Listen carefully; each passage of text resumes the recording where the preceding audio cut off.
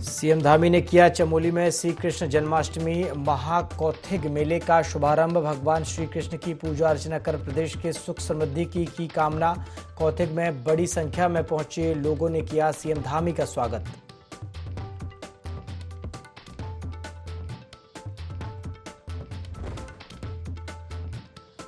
CAG की report में खुलासा, 5 वर्षों में 6.71% की औसत दर से बढ़ी प्रदेश की जीडीपी। सरकार की आय में भी हुई बढ़ोतरी।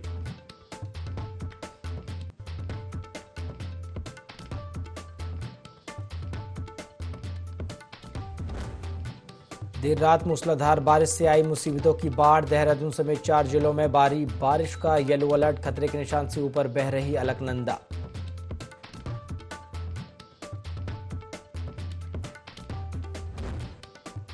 भारी बारिश से फाटा में हादसा। गदेरे के पास मलबे में दबने से 4 नेपाली मजदूरों की मौत। एसडीआरएफ ने चलाया रेस्क्यू अभियान।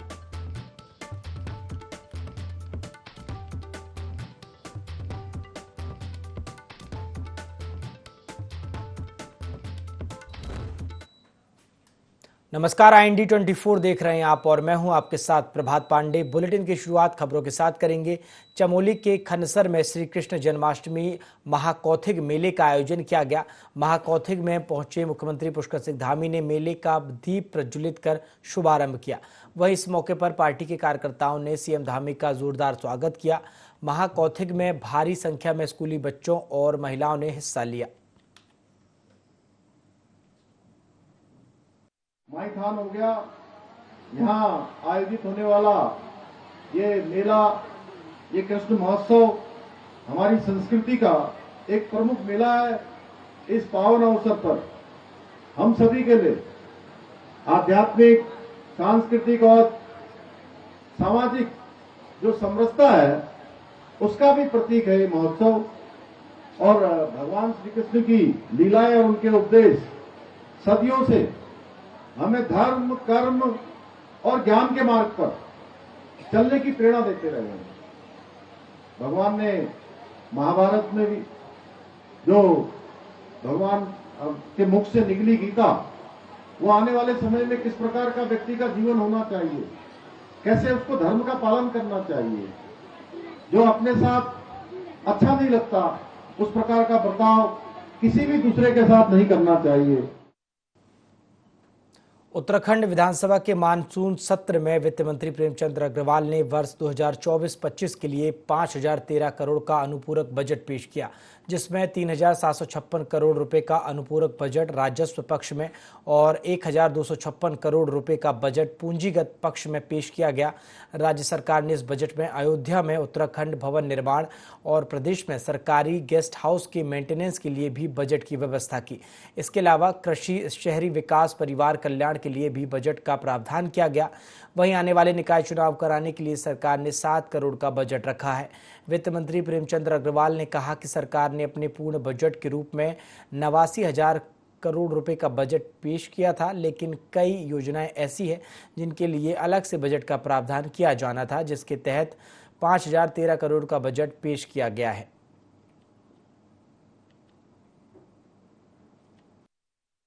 युवा मुख्यमंत्री आदरणीय पुष्कर सिंह धामी जी के मार्गदर्शन में हम लोग कोशिश करते हैं कि कैसे हम अपने प्रदेश का समग्र विकास करें।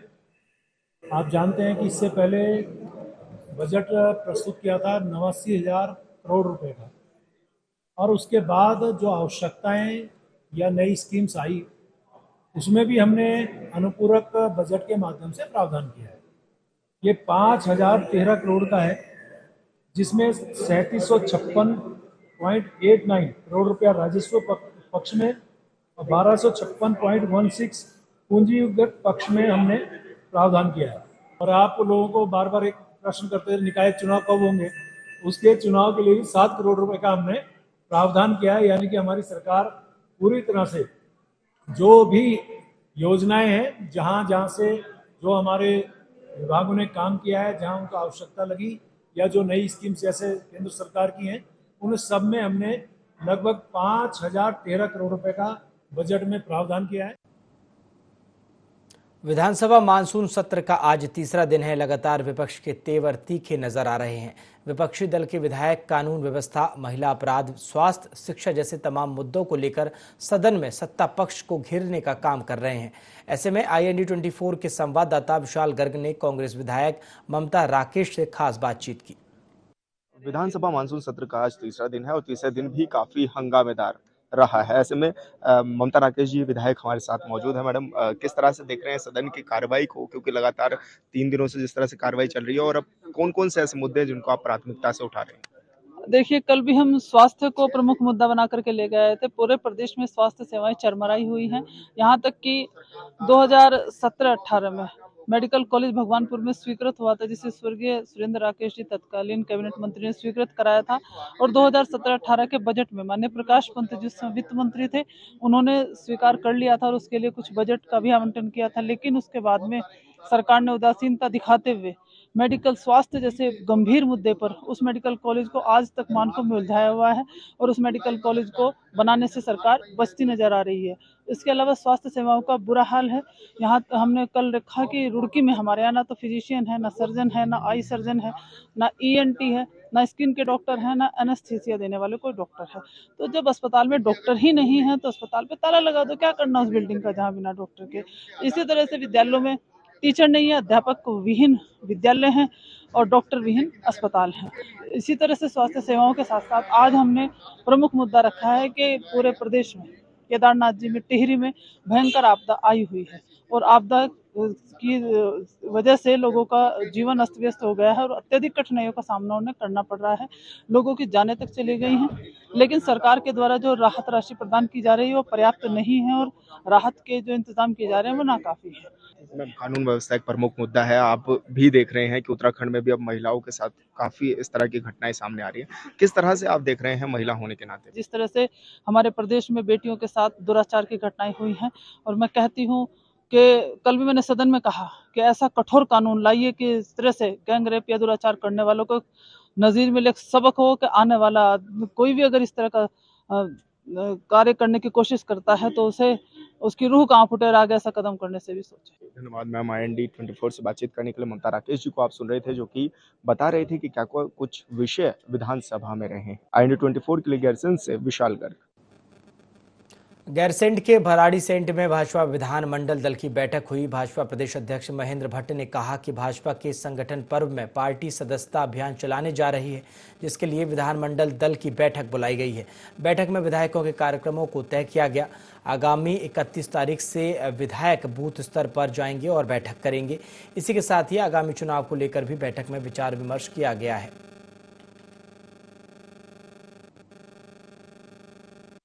चर्चा हुई है, हम बहुत जल्दी प्रोक्षक भेजने वाले हैं। प्रोक्षक कार्यक्रम रायशुमारी के बाद पैनल आएगा, उसका हम एक पब्लिक सर्वे हम करने वाले हैं और जैसे चुनाव घोषित होगा हम अपने प्रत्याशी की घोषणा समाप्त से। कैग की रिपोर्ट में खुलासा हुआ है कि सालों में 6.71% की औसत से दर से प्रदेश की GDP बढ़ी है और सरकार की आय में बढ़ोतरी हुई है। कैग रिपोर्ट को लेकर भाजपा प्रदेश मीडिया प्रभारी मनवीर चौहान का कहना है कि सदन में रखी गई कैग रिपोर्ट में स्पष्ट हो गया कि जो मुख्यमंत्री पुष्कर सिंह धामी का विजन है 2025 तक उत्तराखंड राज्य देश का सर्वश्रेष्ठ बनेगा और उस पर ये कैग रिपोर्ट है।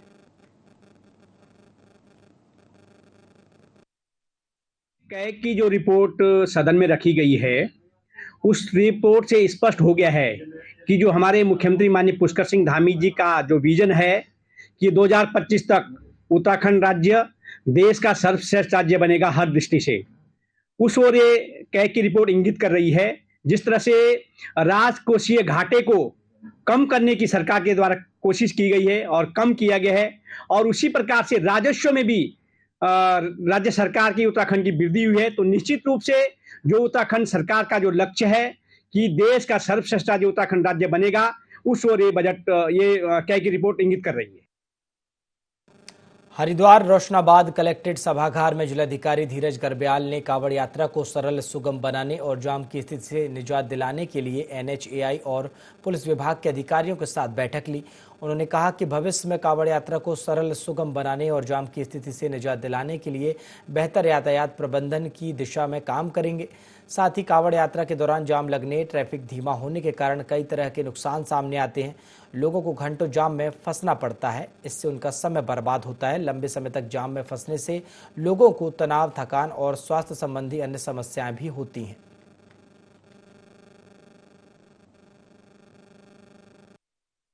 आने वाले समय में इस कांवड़ यात्रा को कितना सुगम बनाया जा सकता है और यहाँ की जो जनता है, ट्रैफिक जो व्यवधान यहाँ पे आता है, जो कांवड़ यात्रा हमारी बढ़ रही है, खासकर डाक कांवड़ यात्रा है भी जाती है, तो आने वाले समय में इसको कैसे सुगम बनाया जाए। कि जो रिंग रोड हमारा बन रहा है या उसमें जो NH से जो हमारा नरीमाबाद रोड जो हमारी कट रही है, तो उसमें रोड बनाने की आवश्यकता है और उस रोड के माध्यम से जो दक्षिण की तरफ जो पार्किंग हम लोग डेवलप करते हैं या पार्किंग हम लोग करते हैं, उसको कैसे जल्दी से एक पुल बनाकर इसको और इजी बनाया जाए, कम समय उनको वहाँ पहुँचने।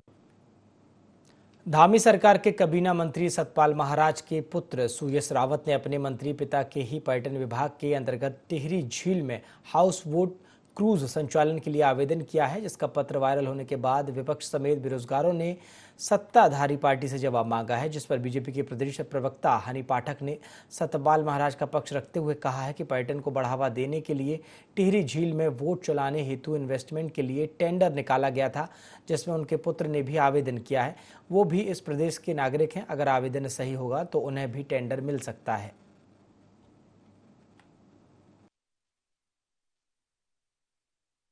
भरोसा तो करना लाजमी है और भरोसा करना ही होता है, क्योंकि देखिए अभी इन्वेस्टमेंट के लिए टेंडर को खोला गया है, आवेदन आए हैं, आवेदन की प्रक्रिया अभी चलेगी। जरूरी नहीं कि टेंडर उनको आवंटित हो ही जाए, तो एक उत्तराखंड के नागरिक होने के नाते उन्होंने भी इस टेंडर में अपना प्रतिभाग किया है और पूरी तरीके से चीज को देख के जांच पड़ताल करके ही टेंडर दिया जाएगा, जिस भी व्यक्ति को दिया जाए। लेकिन ये नहीं कहा जा सकता, क्योंकि उत्तराखंड में सिर्फ एक वही उनके पुत्र नहीं है, सभी उत्तराखंड के नागरिक ही सतपाल महाराज जी के पुत्र समान है, माता समान है, पिता समान है, लेकिन इस तरीके से उसको देख। उत्तरकाशी में भालू का आतंक थमने का नाम नहीं ले रहा है। भटवाड़ी ब्लॉक में खेत में काम कर रही महिला पर भालू ने हमला कर दिया। गंभीर अवस्था में महिला को जिला अस्पताल में भर्ती किया गया। डॉक्टरों के मुताबिक महिला की हालत खतरे से बाहर है। बता दें, इस साल भटवाड़ी ब्लॉक में भालू के हमले की ये 5वीं घटना है।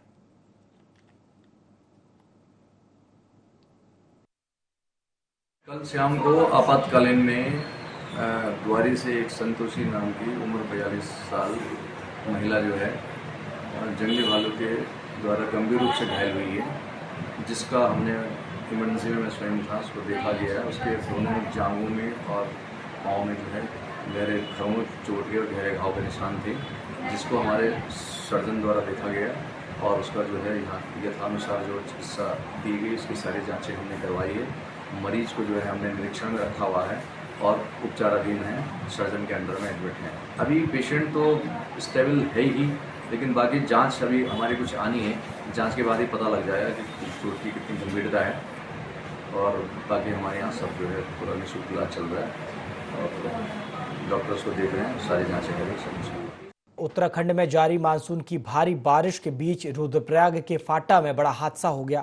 दरअसल भारी बारिश के कारण हुए भूस्खलन में 4 मजदूर मलबे में दब गए। चारों मजदूरों की मौके पर ही मौत हो गई। सूचना मिलते ही स्थानीय पुलिस और SDRF की टीम मौके पर पहुंची। घटनास्थल पर पहुंचने पर टीम ने पाया कि भारी बारिश के कारण वहां JCB मशीन का पहुंच पाना संभव नहीं था, जिसके बाद SDRF के जवानों ने खुद ही खुदाई करना शुरू किया और रेस्क्यू अभियान चलाया। वहीं SDRF की टीम ने 4 शवों को मलबे से बाहर निकाला और उन्हें जनपद पुलिस के हवाले कर दिया। चारों मजदूर नेपाल के रहने वाले बताए जा रहे हैं।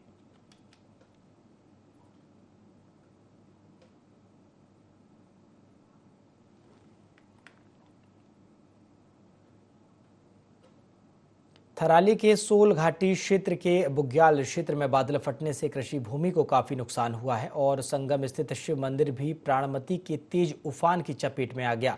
वहीं दूसरी ओर देवाल विकास खंड के हरनी में बकरी गाड़ में भी बादल फटने से तबाही मच गई, जहां बादल फटने से गधेरे में आए पानी के सैलाब में एक पैदल पुल क्षतिग्रस्त हो गया। नदी किनारे रह रहे आवासीय मकानों के बाशिंदों ने घरों को खाली कर पिंडर नदी का जलस्तर कम होने का इंतजार कर रहे हैं। धीरे धीरे नदी का जलस्तर कम होने पर लोगों ने राहत की सांस ली। वहीं थराली समेत हरनी, बकरीगाड़ और मुंदोली के काश्तकारों ने स्थानीय प्रशासन से कृषि भूमि के नुकसान का आकलन कर क्षतिपूर्ति की मांग की है।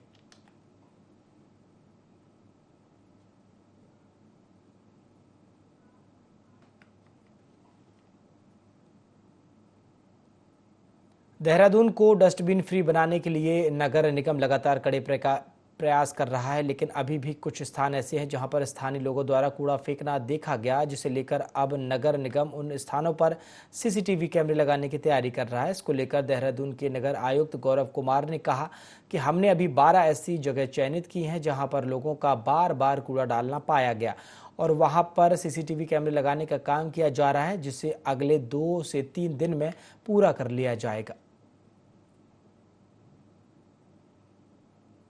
देखिए, हमारे शहर से हमने 31 जनवरी 2024 इसी वर्ष की 31 जनवरी तक 100 से अधिक स्थानों से डस्टबिन हटाए थे और उसका उद्देश्य था कि किसी भी सार्वजनिक स्थान पर कूड़ा ना दिखे। परंतु उसमें से कुछ स्थान अभी भी ऐसे हैं जहां पर लोगों के द्वारा लगातार कूड़ा डाला जा रहा है, जिससे न केवल आसपास के लोगों को स्वास्थ्य संबंधी दिक्कतों का सामना करना पड़ता है, बल्कि एक शहर के एस्थेटिक्स भी उससे काफ़ी खराब लगता है और गलत छवि लोगों के मन में जाती है।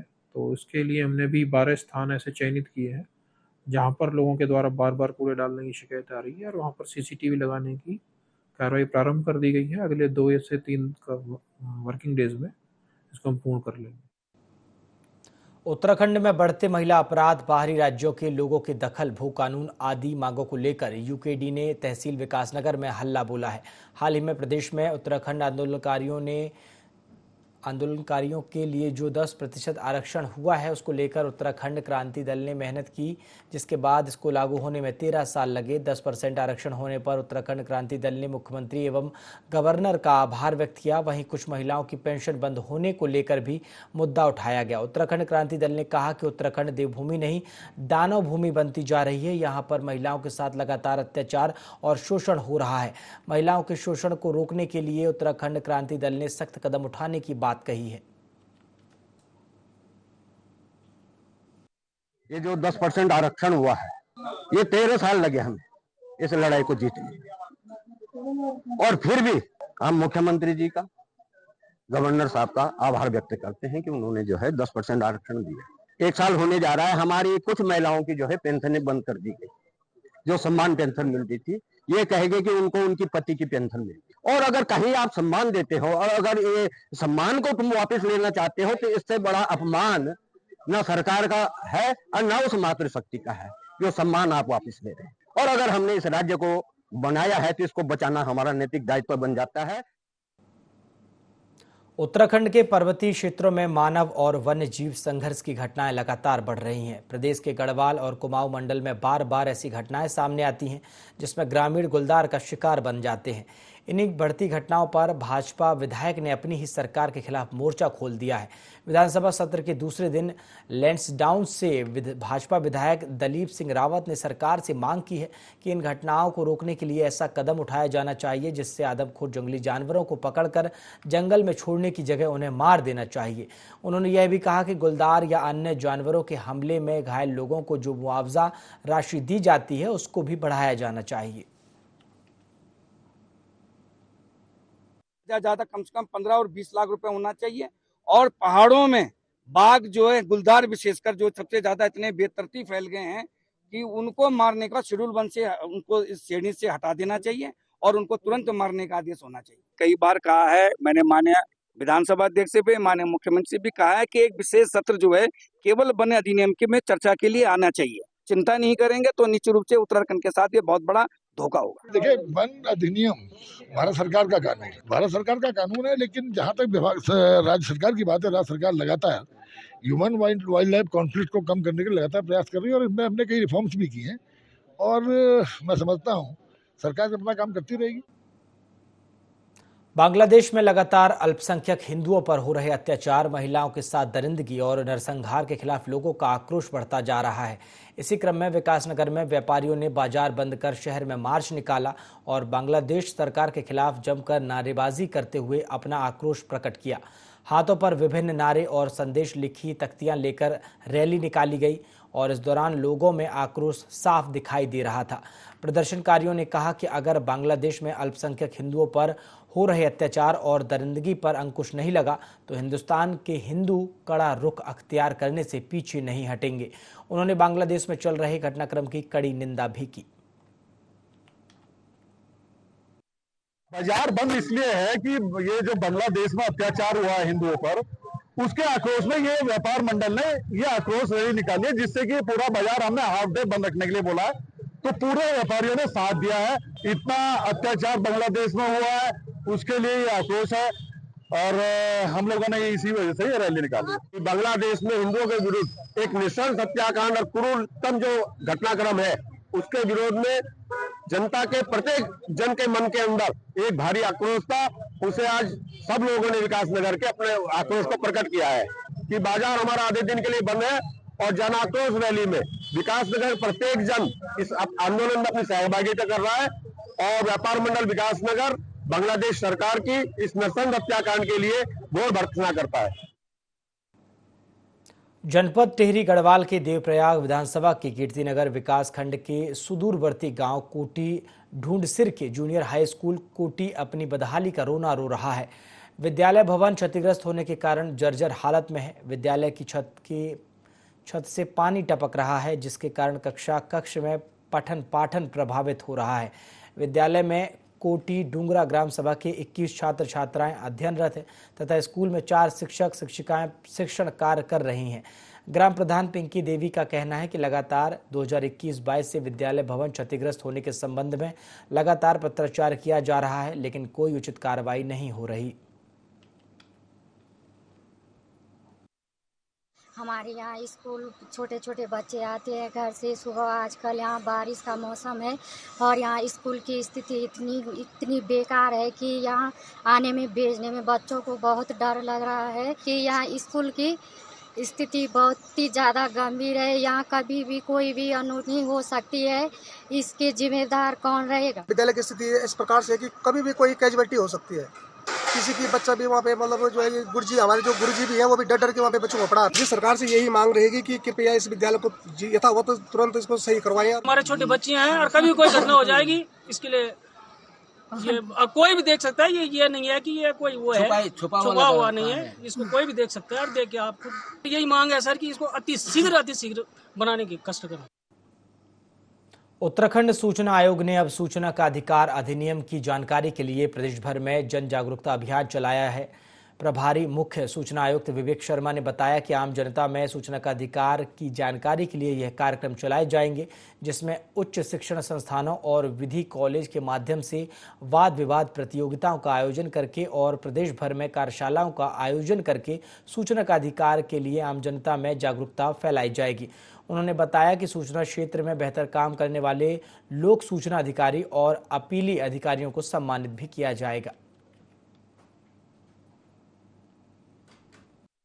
आरटीआई में और अधिक ज्ञान हो, कुछ उनकी क्वेरीज है वो दूर हो, अच्छी तरह प्रकार से डिस्पोजल कर सकते हो, जनता को सूचना समय इसके अनुसार प्रदान कर सकते हो ठीक प्रकार। इसके लिए आयोजित की जा रही है कार्यशाला, वो प्रारंभ की है। वो सूचना आयोग जो हमारा ये आयोग है, इसी में जो आगामी 30 अगस्त है उसी दिन से हम लोग प्रारंभ कर रहे हैं। विभागवार रहेगी, अभी शिक्षा विभाग से प्रारंभ करेंगे और ये 1 महीने में 2 बारी है, तो 15-15 दिन के गैप में इस प्रकार से रखेंगे। तो उनकी कार्यशाला में वो लोग वेल वर्स्ड होंगे और अच्छी तरह ट्रेन होंगे, तो वो सबको सूचना भी सही प्रकार से दे पाएंगे। कांग्रेस राष्ट्रीय अध्यक्ष मल्लिकार्जुन खड़गे के अनुरोध पर कांग्रेस ने देश भर में ईडी कार्यालय का घेराव किया। राजधानी देहरादून में भी कांग्रेस प्रदेश अध्यक्ष करण माहरा की नेतृत्व में कांग्रेस कार्यकर्ताओं ने ईडी कार्यालय का घेराव किया। कांग्रेस प्रदेश अध्यक्ष करण माहरा का कहना है कि हिंडनबर्ग की रिपोर्ट में हुए खुलासों की जांच की जाए। सरकार ईडी और सीबीआई का दुरुपयोग कर रही है और प्रदेश के अन्य कई मुद्दे हैं जिन्हें लेकर सरकार मौन है।